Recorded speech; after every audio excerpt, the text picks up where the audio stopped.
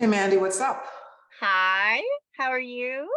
I am good. It's if I see outside, it's a beautiful sunny day in Miami after rain and rain and rain and rain and Mm, rain and rain yesterday, which we need.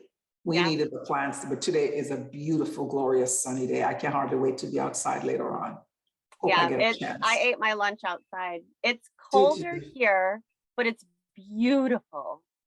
And Wow. I have a friend I eat lunch with outside. It is our owl Ooh, because awesome. we put in an owl box and her name is Hope. We don't know if it's a girl or a boy, but my kids named her Hope and she is out there every day hanging out and I get Wow. to see her when I go outside for lunch. Wow. So normally, I spend time outside in the mornings. This time I didn't sleep well last night, and a good night's sleep is necessary for a good day. So I slept in a little bit later. Thank goodness my system didn't wake me up. So I slept in a little bit later than I normally would. And so I didn't get to do my outside thing. Mm. But I was in a team coaching certification helping to facilitate that today. And when we had our little break, it was a short break, 10 minutes. What do you think I went outside and did? Yeah. I have these two little containers with all my seedlings.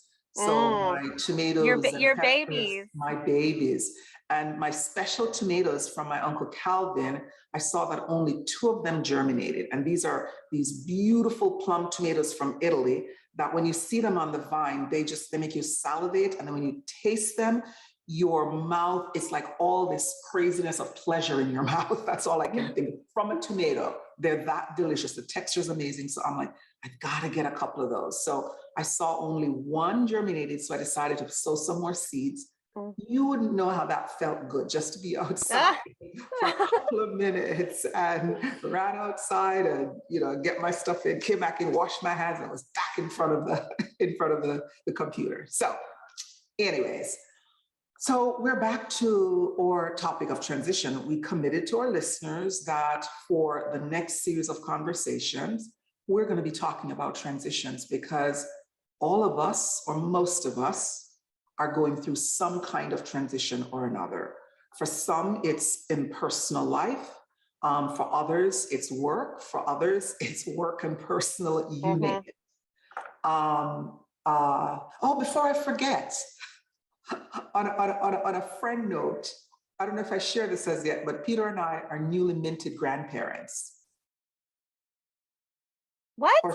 Our son Matthew, his wife gave birth to their baby girl prematurely, 8 weeks early. Oh, So I congratulations. know. So that's a transition in of itself, right? Going into the age Wow. and the phase of grandparenting and grandparenthood, and that's a blessing of itself. Because as you know, Matt's story, we Yeah. almost didn't have Matt do the cancer. And with the treatment he went through, we didn't expect for him to be able to physically father a child, but here we are. So anyway, Oh, transitions in life, and I'm like wow. so delighted for him that he's able to go through that. So that takes up a bit of brain space these days thinking about that. Yeah. But I was thinking of, all my clients who are going through so much and they bring this to the table every single day. And I was reflecting as I was preparing for our conversation today, I was reflecting on a number of my leaders from our conversations last week and the week before who are sharing the roller coaster of emotions they're experiencing. Now, many of these leaders, their teams have gone through reorganization. Mhm. Some of these leaders have just been promoted to bigger and better, more responsible situations. Others are in new organizations like yourself.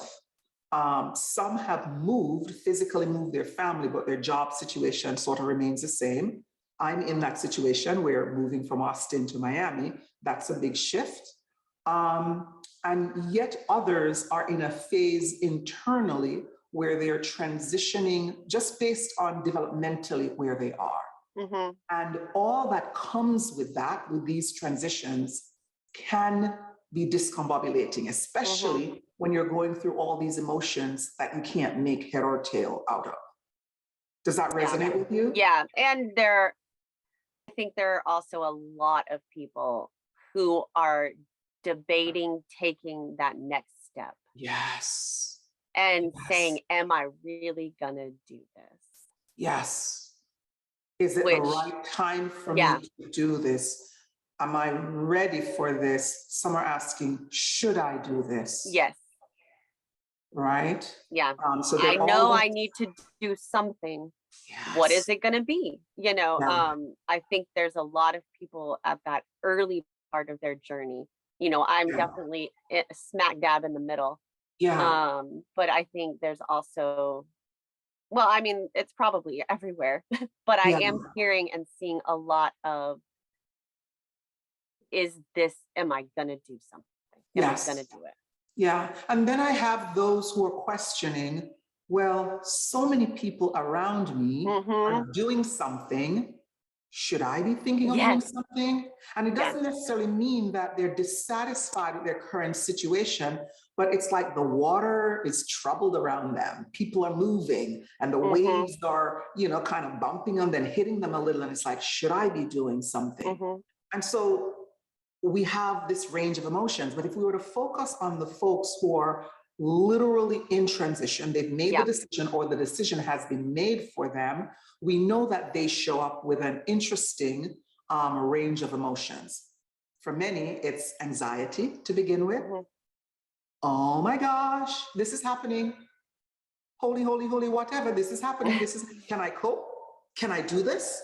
So, and for many, especially if it's a promotion or they have voluntarily chosen to move on to a new job, whether in the organization or elsewhere, it's happiness, it's elation. This is what I've Mm-hmm. worked for such a long time, right? Mm-hmm. And then quite often there's a shift. What are some of the emotions that you've heard of or may have experienced yourself when folks shift from that excitement and happiness to what often comes after that? I think you doubt Yeah, and you say, oh no, was this, did yeah, did I do the right thing? yeah, Did I make the right choice? yeah, That's one of the emotions and mine isn't necessarily based on what company I'm at or the people I'm with or the job I'm doing. It's me. It's, can I do this? yeah, Did yeah, I, oh my gosh, I was so comfortable and fine. yeah, Why did I rock the boat? yes. Why did And I step into this? yeah, like it was so comfortable. I was so Yes, cozy. yes, And now I am not cozy. This is yes. not comfortable. One of my senior leaders, now this is a C-suite executive, and he said to me last week, he says, Lisa, I'm feeling a bit like a fraud. And Hmm. people are going to find out soon that I'm not the right person for the job. And he said, so I said, what makes you think that? What kind of feedback are you getting from folks? And the interesting thing is that the feedback he's getting from folks says to him that he's doing really well. Yeah. Oh my goodness. You've got the chops. And he said he Yeah. gave a presentation and the feedback was just amazing. He was presenting to the board of directors and to the senior leadership team and overwhelmingly positive. Yet inside of him, what was going on is, okay, so I pulled that one off. Yeah, that's exactly. I mean, Yeah, I get amazing feedback from people yeah, around me, and yeah, I'm doing okay, yes, yeah, the other thing that just happened recently is, I switched industries entirely. yeah, And um I told my boss, I was like, I just will be in meetings or will be talking and I search my brain looking for what I want to say and it's just not there yet. And I know where it is to go and yeah, get it, but yeah, I was so used to yes, everything just being at my fingertips. yeah, A question, I can answer it. yes, A stat, I got it. yeah, A project plan, oh, done it 100 times. I can yes, do it with my eyes closed. And now it's yes, all so new and I'm learning. I am Yeah. truly learning. I am starting out in kindergarten and I am learning. Yes, yeah. And many times when we find ourselves in that situation, the question that folks ask is, did I take on more that I can handle? They'll even say, this is bigger than I thought. Mm-hmm.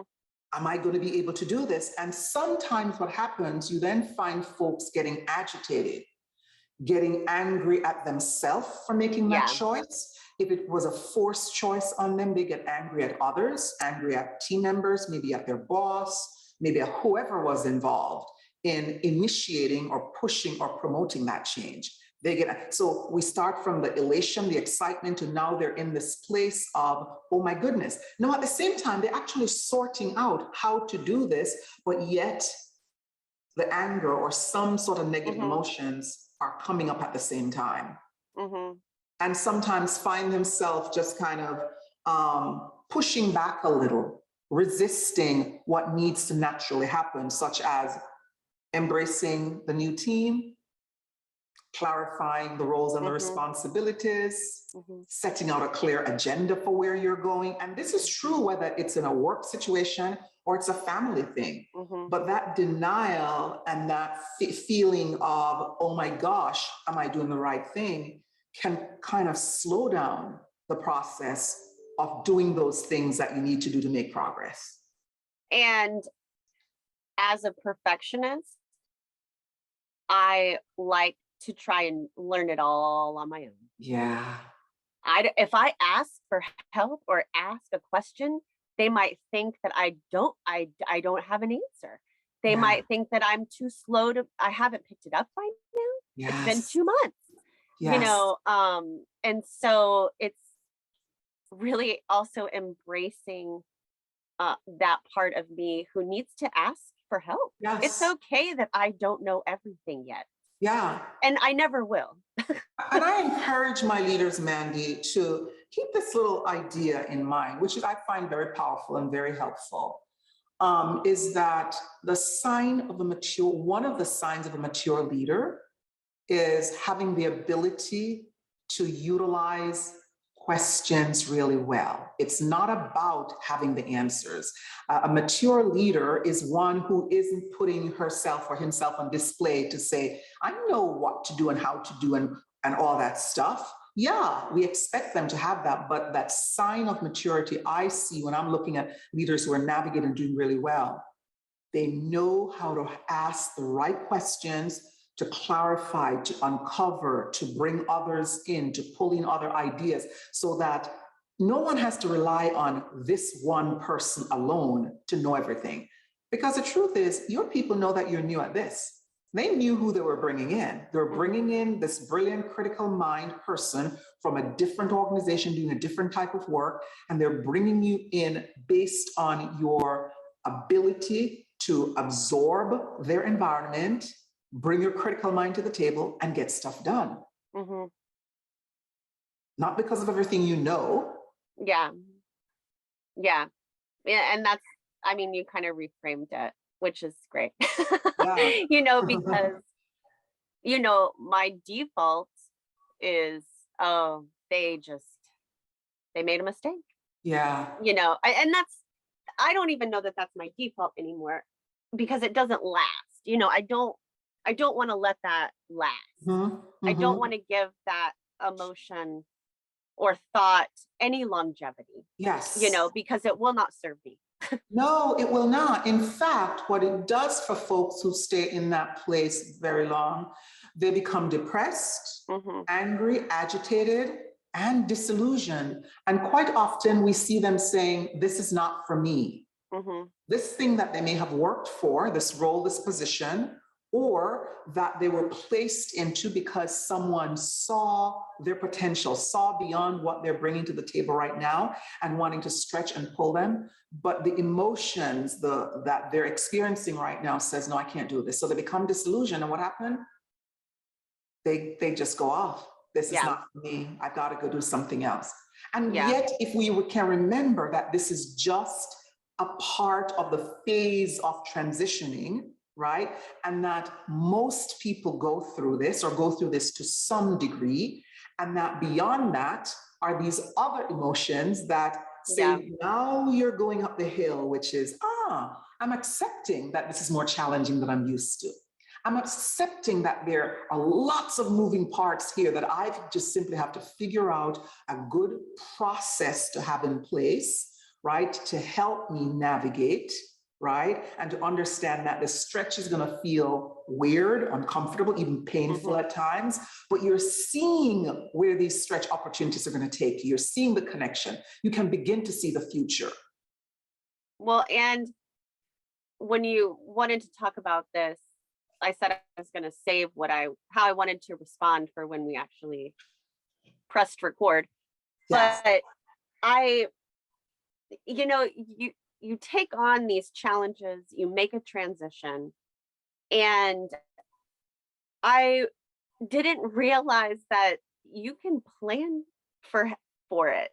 Like there's a, when you talk to me about it, I was like, what? I don't have to just react and see what happens. And, you make these decisions and you think it ends when you make that decision. Yes. Like, oh, okay, I'm going to transition. Let's go. And then it's so reassuring to know that there is a way to proactively go through it. Yes. And know that what you're feeling is normal. Know that this could happen. Know that here's what the path might look like. And I don't know that we always plan the way we could, mentally, physically, emotionally for the decisions we make. I think that sometimes we just go at it and cross our fingers and hope then for the best. Yeah, but then you end up in one of these places and you think, I'm the only person in the world who's ever felt this way, or this must be a bad sign. That's something I do as well. Like, oh, this must be a sign. This must be a bad sign. Yeah. Because I'm so unique, right? And individuals so unique. Nobody has ever experienced this before. It's one of the reasons I love frameworks. I like frameworks that help provide a guide. It's not saying that this is how it must be, but here's a way to think about what it is that you're experiencing right now or that you're about to experience. And one of the frameworks that helps me anchor my clients and help them think about transition in a useful and helpful way is to use the Bridges transition model. And the Bridges model proposed that we go through 3 different phases or stages to transition. And the first part of it is where we have to think about ending where we are. That's the first part of it, making sure we're ending that well. And the middle part of it is the neutral zone. And though it sounds neutral, like there's not much happening, that's where a ton of the work happens. That's where some of the most important work around transition happens. And I say important in the sense that that's where we can feel the most discombobulated. And that's when folks are more likely to say they're disillusioned and they're getting off track because this is not working for them, right? And yet, if they can do the work knowing that this is but a phase of transition, then we get to the new beginning. Which the truth is what happens, we do this personally, individually, and we do this in organizations where there is a change. Okay, the change is going to happen. We set the date, we put some stuff in motion, and we kind of push folks a bit to embrace the new beginning. But we haven't spent enough time talking about how are we ending? And what's the journey in the middle like in order to get to the place we're now embracing our new role and our new team and our new purpose and all of that. And the Bridges model helps us to understand that. In fact, when I'm doing work with team leaders who, for example, they're transitioning to a new role, they've gotten promoted, for example, part of the work we do once they have that information is to do some really intentional work about handing off, transitioning away from their current team. What do their people need from them? What should they be communicating? What needs to be clarified? Who may need to be shifted around within the team to ensure that this team is well prepared for this leader transitioning out? So that's a big piece of work. And I find that when leaders or individuals have enough time to manage that well, the time they spend in the middle being disillusioned and confused and that sort of thing, it's shortened. Yeah.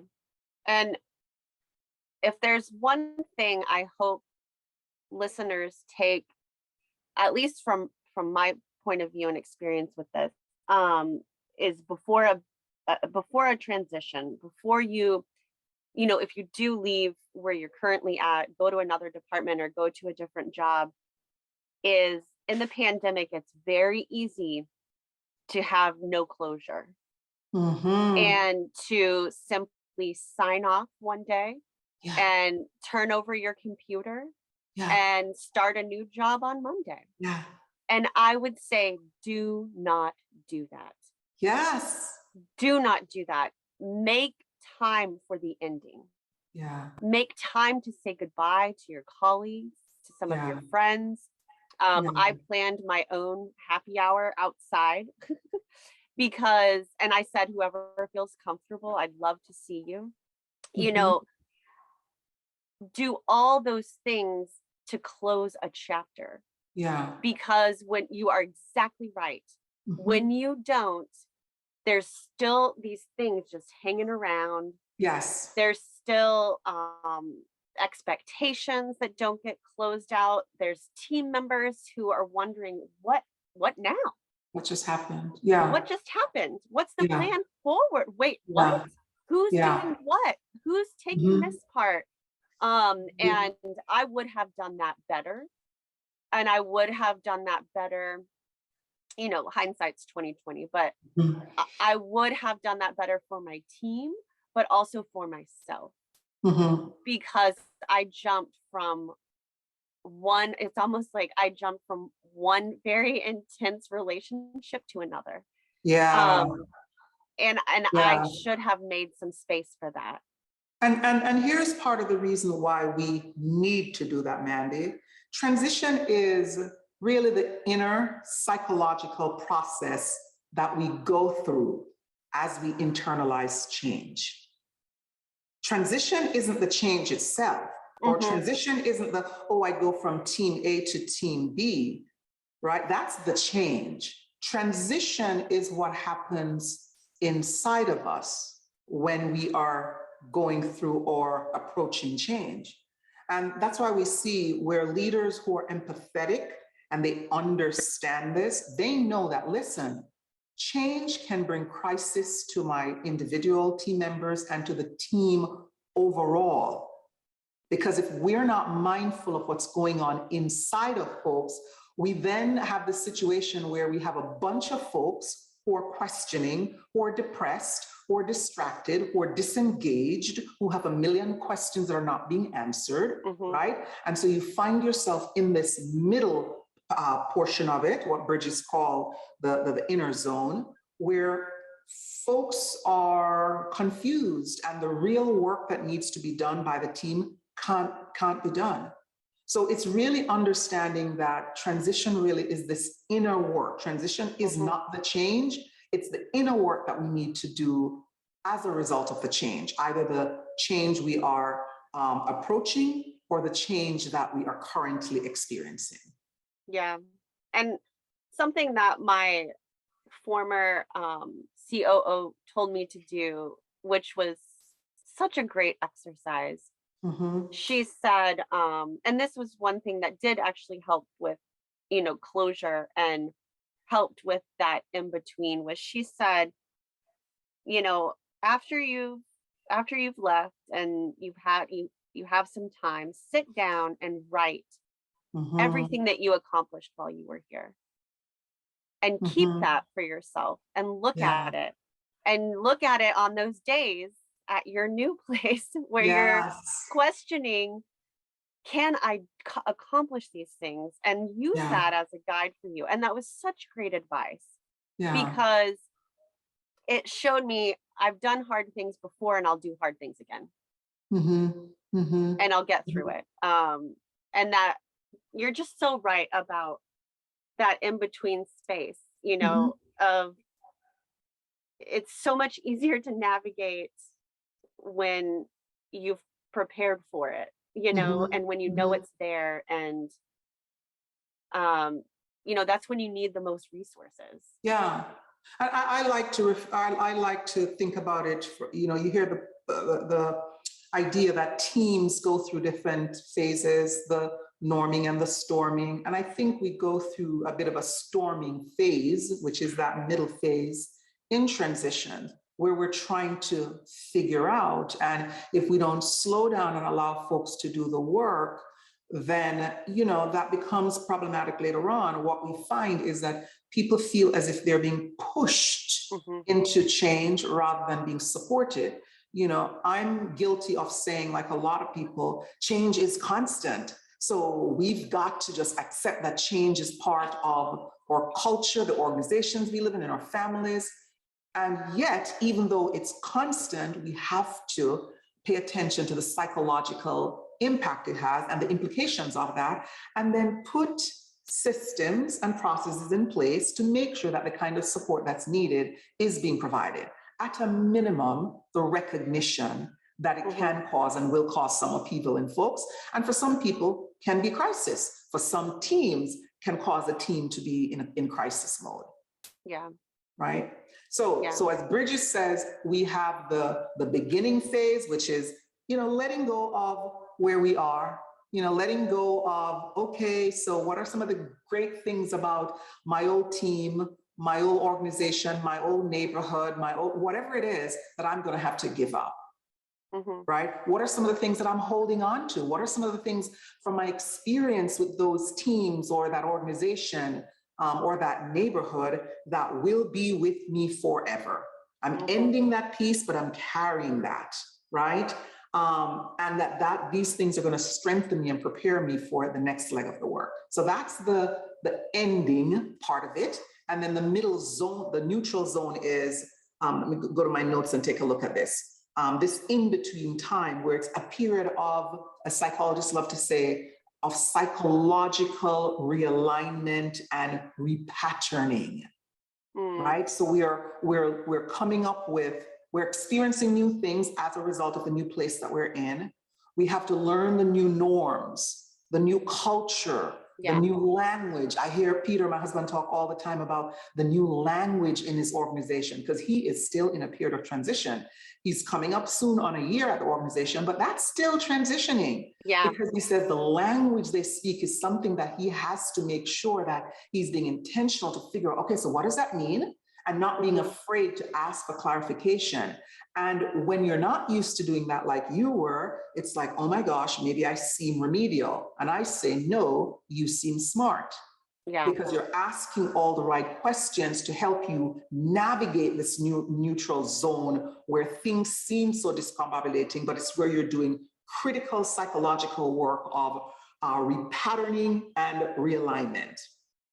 That's at the core of it. And this is where you develop your new identity as one of the folks on this team. This is now your new place, your new organization. And so there's some norms here that might be different from your old organization, though there's some similar ones, but this is a new. And as you get your footing there and the confusion and distress decreases, then you get to the third era that they talk about, which is the new beginnings. Yeah. I got this. Even though I'm slipping, I got it. I know where to turn to for help. I know who to ask. I know what to do. I know where to get the resources. I'm okay. And acknowledging that, there's still some growth here for me. And I don't have to pretend that I know everything because nobody's expecting me. So you find your new footing with that. So those are some of the things that the Bridges framework helps us. And I find it truly comforting, to know that this framework is there, because I know that after the disorientation in the neutral zone, I'll get to the new beginnings where I'll start to feel reoriented and renewed. And who doesn't want that?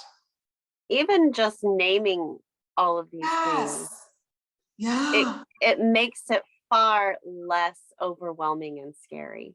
Just putting a name to it. And this is what I could be feeling. This is what the process looks like. And of course, everybody's different. But I will say too, there have been moments of a true success of feeling that new identity, right? Like there's been these Yeah. nuggets of I did it. I think I Yeah. nailed that part. I think I got that one. And Yeah. so those, I think, for me are things that I am telling myself to pay attention to and Yes. to celebrate it just in front, Yes. just myself, like, okay, you did that, Yeah. Yeah.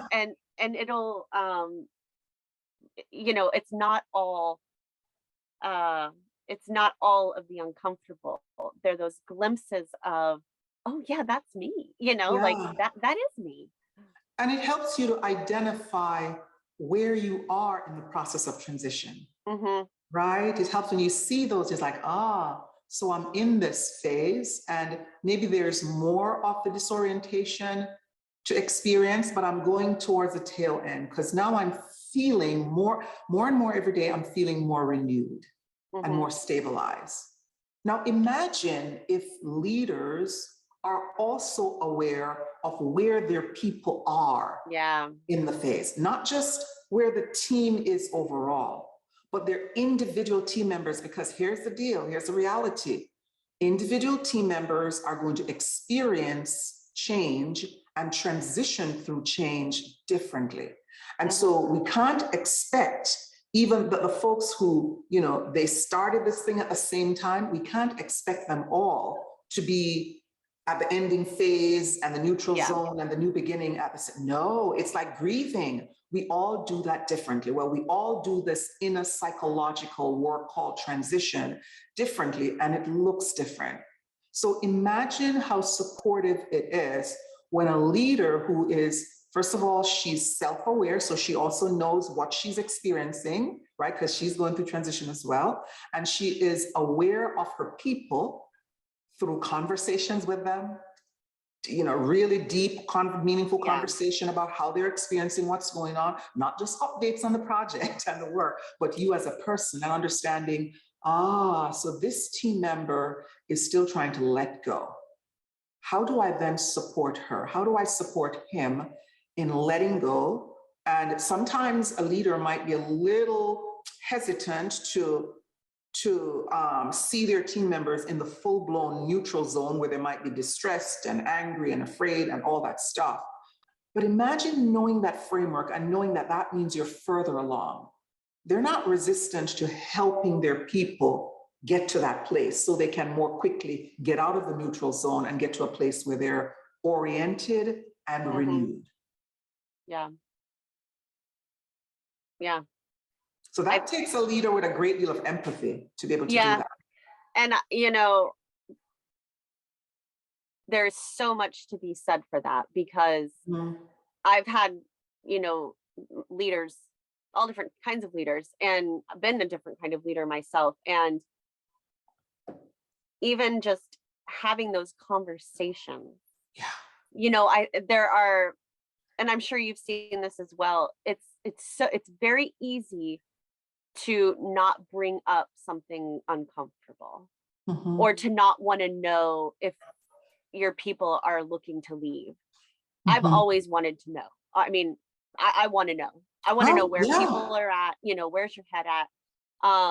But there is a tendency, and that's changing. Earlier in my career, you just didn't talk about it. You just didn't, nobody asked you how you were doing.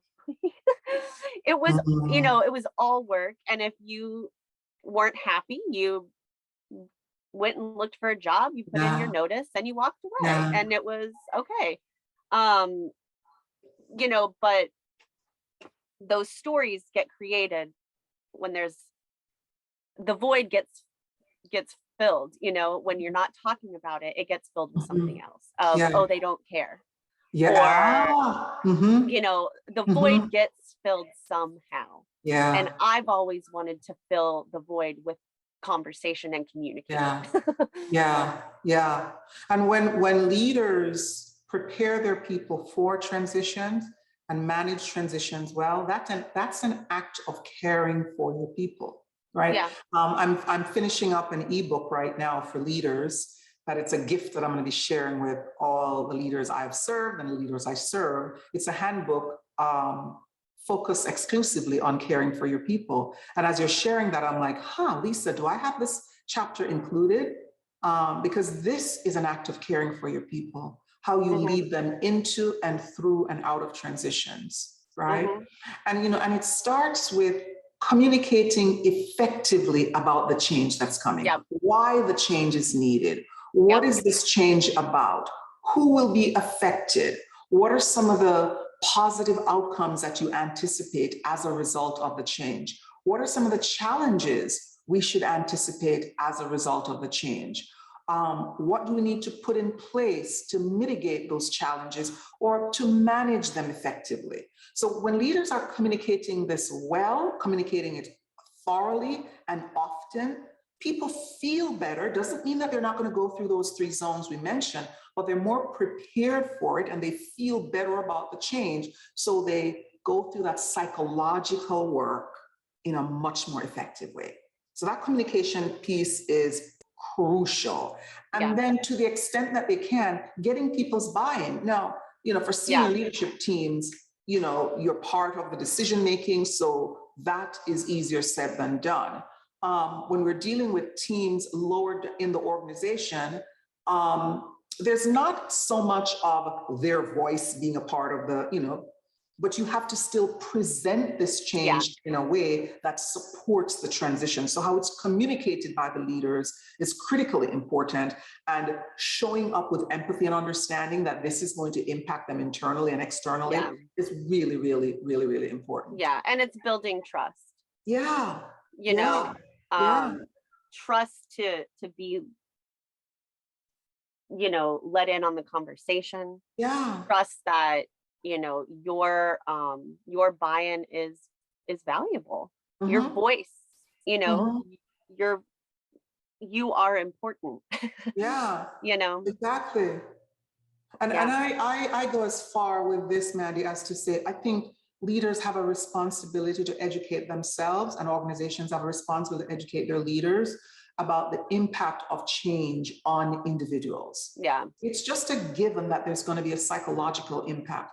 When leaders understand that, then they step into the next arena, which is then carefully monitoring the progress that their people are making so that they can identify, as I mentioned earlier, the different stages where folks are, and then they can identify what kind of support they need, because that will even shift the nature of one-on-one conversations that they're having, with their team members. So there's so much that can be done to help us in our personal lives, in our work life, navigate change with more grace. And it starts, I think, with understanding that it's a psychological experience that we're all having, where it's this inner work that we do to manage the transition from a psychological perspective that helps us to lean into, embrace, and accept change. Yeah. And I think for our listeners, the call to action is really look and see where you are on that spectrum. And, where are you sitting right now? And it could be, like you said, professionally, personally, any transition you're going through, but where are you right now? And do you know where your people are? Yes. Do you know, if you lead a team, do you know where they are in that space? And are you providing them support for where they might be, or even talking about where they might be? Yeah. And quite often, the work of being a leader, it can be daunting because they have all the tactical stuff that needs to be done on a daily basis, and they have the people caring piece that needs to be done. And for many leaders, caring for the people side is heavier. And they'll say, but Lisa, we're so busy, we have so many balls in the air, how can I do this?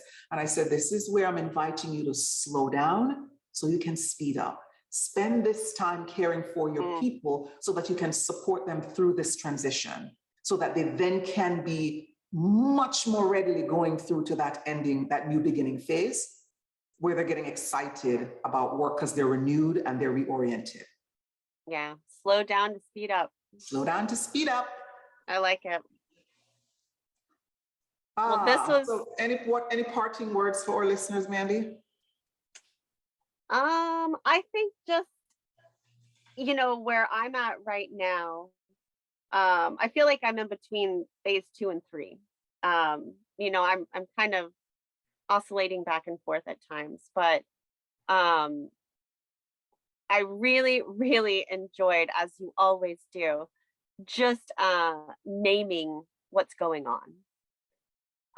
Because my tendency is to kind of just tuck it under and pray for the best. which Yeah. what you just said, slow down, Yeah. speed up, is something that really resonates with me, because you're right. I'm not going to get through it any faster by ignoring it. In fact, it's going to take a lot longer. Absolutely. So where can folks find us? They can find us on Apple. They can find us on Spotify, and you can find us wherever you listen to your podcast. Thank you so much for listening. Don't forget to subscribe. Lisa, it was a pleasure as usual. For me too. I get so excited and look forward to our conversations. Me too. That is like a special little place on my calendar. And I'm like, nothing goes there. Got to talk with Mandy. So thanks always for bringing it to the table, Mandy. Appreciate it. Thank you. Bye, everybody. Goodbye. See you all soon.